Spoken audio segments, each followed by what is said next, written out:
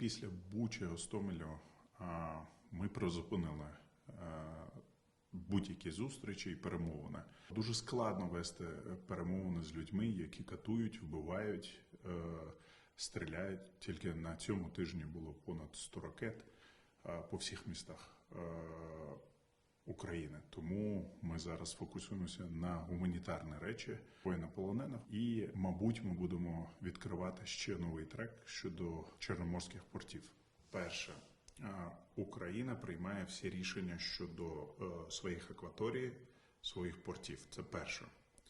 Україна запропонувала Організації Об'єднаних Націй свої пропозиції, які обговорювалися через ООН з російською стороною та турецькою стороною. До цього часу не отримали відповідь від ООН щодо наших пропозицій. Але 100% знаю, що оборонні питання або питання навігації для нас є червоні лінії, і ми не будемо їх переходити. Які червоні лінії? Тобто захист нашого узбережжя, захист наших міст, захист наших портів – це для нас червоні лінії. Тому є пропозиції щодо навігації, якщо ООН нам гарантує деякі речі, які ми надали в своїй пропозиції.